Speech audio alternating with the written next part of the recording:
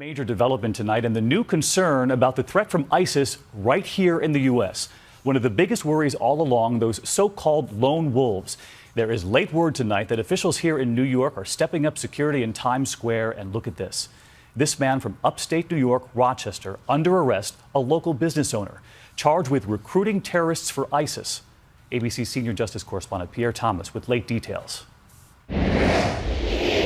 The notion that the owner of Mojo's Pizza and Chicken may have been a secret disciple of ISIS who wanted to kill fellow citizens today left many residents of Rochester, New York, shocked. It's kind of mind-boggling that that could actually happen in America. An undercover FBI sting operation portrays Mufid Elfji as a Yemeni American seething with hatred.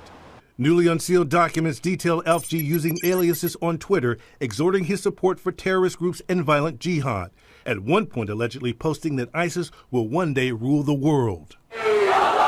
Prosecutors accuse Elfji of actively communicating with ISIS supporters overseas, often using social media. This is the first known case where anyone has been accused anywhere of attempting to recruit for ISIL or ISIS.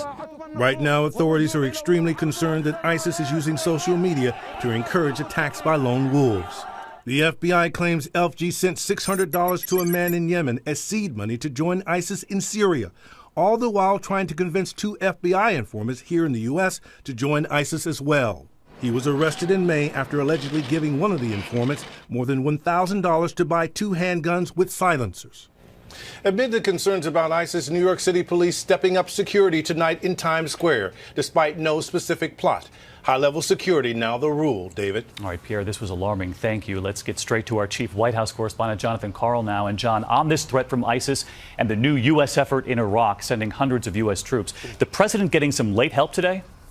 Yeah, and from Congress, no less. The House just voted in a rare bipartisan vote to support the president's plan to train the moderate Syrian opposition. This is crucial for the White House because they are counting on those Syrian fighters, along with the Iraqis, to do the fighting on the ground needed to defeat ISIS. And as for those headlines about U.S. troops, the president was emphatic today, saying that American forces deployed to Iraq do not and will not have a combat mission. But David, the White House has also made it clear that the president does not rule out embedding a small number of U.S. forces with Iraqi troops on the front lines, but they say those would be advisors, not combat troops. All right, John Karl with late developments from Washington. John, thanks.